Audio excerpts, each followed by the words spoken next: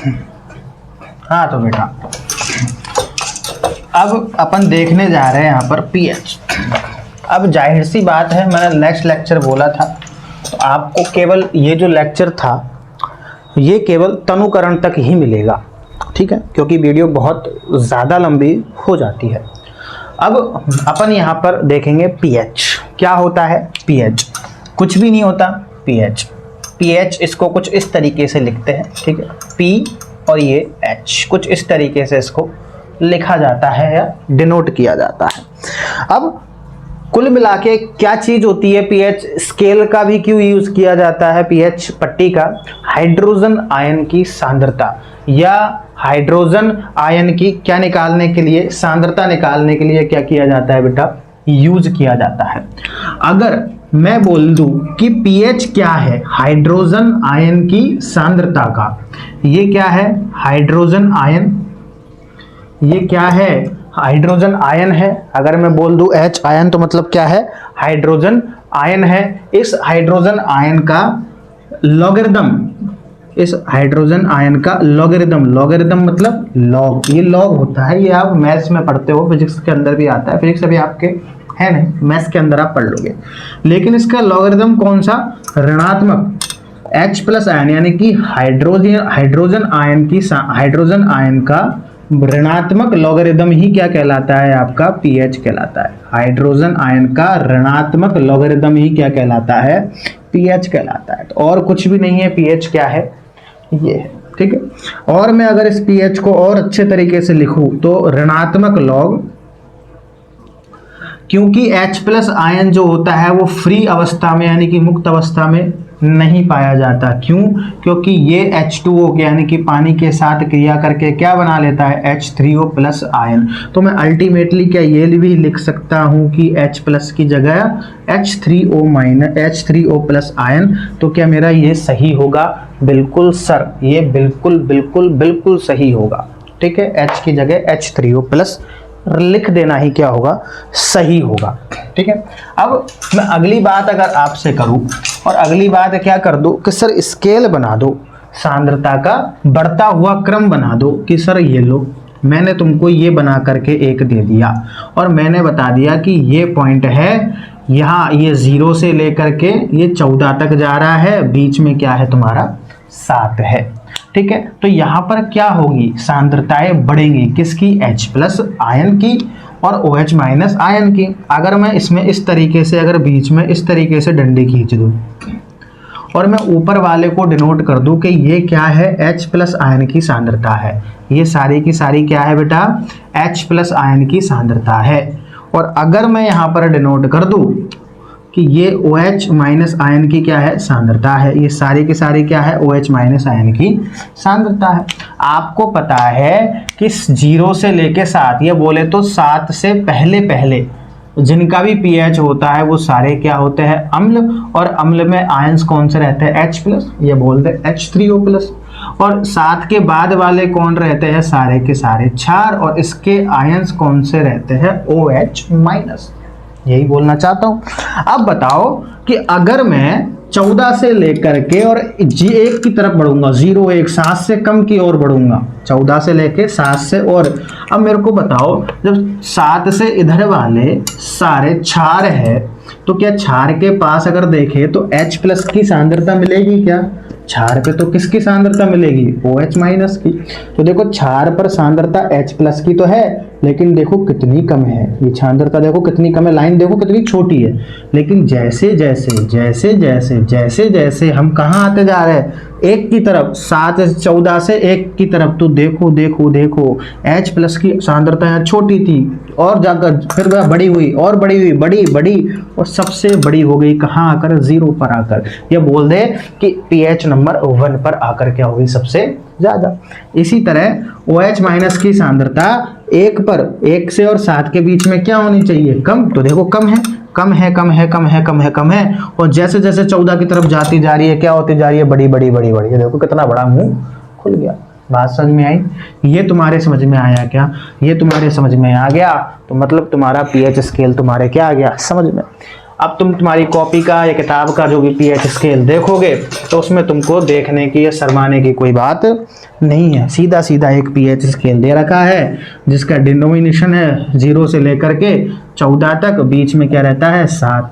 इधर वाले सब क्या रहते हैं अम्लीय, इधर वाले सारे क्या रहते हैं अम्लीय, और इधर वाले सारे क्या रहते हैं क्षारीय। बस यही तो करना है। सबकी यहाँ पर क्या दी होगी पीएच दी होगी, जैसे कि 1.2 जठर रस की दी होगी, फलाना ढिमकाना। ये आसुत जल की दी होगी किसकी, जल की। जल की क्या होती है फिक्स 7 होती है। इधर तुम्हारी 14 पर किसकी दी होगी NaOH सोडियम हाइड्रोक्साइड की दी होगी। ये सारे जैसे कि MgOH का होल्ट OH मिल्क ऑफ मैग्नीशिया बोलते, बताऊंगा मैं आगे आएगा, ठीक है। इन सब की दे रखी होगी। तो ये पूरा क्या है एक पीएच स्केल है। आपको क्या आना चाहिए, केवल समझ में आना चाहिए कि क्या हो रहा है और किस तरीके से हो रहा है। बात समझ में आई क्या तुम्हारे, ठीक है। अब अगला टॉपिक तुम्हारा क्या है कि अम्ल है। अब अम्ल कौन कौन से होते हैं तुम्हारे, एक तो अम्ल होते हैं तुम्हारे प्रबल अम्ल, एक होते हैं आपके दुर्बल अम्ल। अगर मैं बात कर दूं प्रबल अम्ल की, तो मैं कुछ एग्जांपल्स बता रहा हूं। देखो प्रबल अम्ल की अगर मैं बात करूं तो हमने क्या बताए थे कि अम्ल कहाँ तक होता है 0 से लेके 7 के बीच में होते हैं। अच्छा, अगर मेरे 7 है तो बात तो उदासीन है, और उदासीन में एक उदाहरण बताया था मैंने H2 यानी कि पानी। अगर मैं 6 पर आऊँगा, अगर मैं 5 पर आऊँगा, अगर मैं 4 पर आऊँगा, तो ये सारे क्या है अम्ल तो है, लेकिन ये सारे कौन से अम्ल है, दुर्बल अम्ल है। क्यों, क्योंकि इनमें अम्ल की पीएच तो है लेकिन 7 के आजू बाजू में है, थोड़ी कम है। अगर मैं यहाँ आ गया किस पे 3 पे, 2 पर, 1 पर, आय हाय हाय हाय, ये सबसे भयंकर, ये क्या है भयंकर प्रबल अम्ल है। क्या है भयंकर प्रबल अम्ल है। और यही जो अम्ल है भयंकर प्रबल अम्ल, यही है HCl, H2SO4, HNO3, ये सब क्या है, ये सब प्रबल अम्ल है। समझ में आई। ऐसे ही अगर मैं बात कर दूं दुर्बल अम्ल की, अगर मैं कैसे बता दूं, अगर मैं बात कर दूं दुर्बल अम्ल की जो कि इस कैटेगरी में आते हैं, वो क्या है तुम्हारे, ये तुम्हारे फॉर्मिक अम्ल हो गया, ये तुम्हारे एथेनोइक अम्ल, ये तुम्हारे एथेनोइक अम्ल हो गया, ये सारे हो गए, HNO2 हो गया, H2SO3 हो गया, ये सारे के सारे कहाँ आएंगे, ये सारे दुर्बल अम्ल के अंदर आएंगे। बात आ रही है क्या समझ में यहाँ, ठीक है। अब इसी तरीके से अगर मैं बात कर दूं प्रबल अम्ल हो गया, दुर्बल अम्ल हो गया, अगर मैं बात कर दूं बेटा किसकी, प्रबल क्षार की, और मैं बात कर दूं दुर्बल क्षार की, तो क्या होना चाहिए 7 से लेकर और 14 के बीच में क्षार होते हैं। तो ये क्या होता है उदासीन, क्या होता है उदासीन। अगर इसके बगल में आ रहे हैं 8, 9, 10, ये सब क्या है, ये सारे क्षार तो है, लेकिन सारे क्षार क्या है दुर्बल क्षार है। क्यों, क्योंकि पीएच 14 तक तो जा रहा है लेकिन 14 से थोड़ा दूर है। अगर ये 11 है, अगर ये 12 है और ये 13 है, ये क्या है, ये प्रबल क्षार है, प्रबल क्षार है। क्या है प्रबल क्षार है। और यही प्रबल क्षार जो होते हैं कौन होते हैं, NOH, KOH। और यही दुर्बल क्षार क्या होते हैं, हो हाइड्रोक्साइड, कैल्शियम का हाइड्रोक्साइड, मैग्नीशियम का हाइड्रोक्साइड, कुछ इस तरीके के होते हैं। ये बहुत एग्जाम्पल मिल जाएंगे तुमको तुम्हारे नोट्स में, तुमको तुम्हारी बुक में, बहुत लॉट्स ऑफ एग्जाम्पल्स है, ठीक है, बहुत एग्जाम्पल तुमको मिल जाएंगे। तो कुछ इस तरीके का क्या था, ये कंसेप्ट था। कुछ इंपॉर्टेंट पीएच दी हुई है तुम्हारी बुक में, या तुमको स्कूल कोचिंग्स में लिखवा दी गई होगी, तो वो सारी पीएचएस तुमको याद करनी ही पड़ेंगी। बात समझ में आई, ठीक है। एक सेकंड वीडियो को चेक कर लिया जाए, कहीं रुक तो नहीं गई है। जैसे कि तुम्हारे उधर का HCl बढ़ जाना, उधर मतलब पेट ज़्यादा खा लिया, पच नहीं रहा है, घुटन हो रही है, छाती में जलन हो रही है, इन सब का कारण क्या है? इन सब का कारण है HCl। HCl है कारण, क्या है? HCl है। अगर तुम्हारा पेट कितना है, इतना खाना खाओगे तो ठीक है, क्या आ रहा है ऊपर से? जठर रस। जठर रस में क्या होता है? HCl अम्ल, जो इस खाने को पचाने के लिए काम में आता है। अगर तुमने खाना इतना खाया है तो इतना ही HCl क्या होगा? रिलीज। और तुमने खाना खा लिया है इतना भर भर के, तो HCl क्या हो जाएगा? ये कम पड़ जाएगा।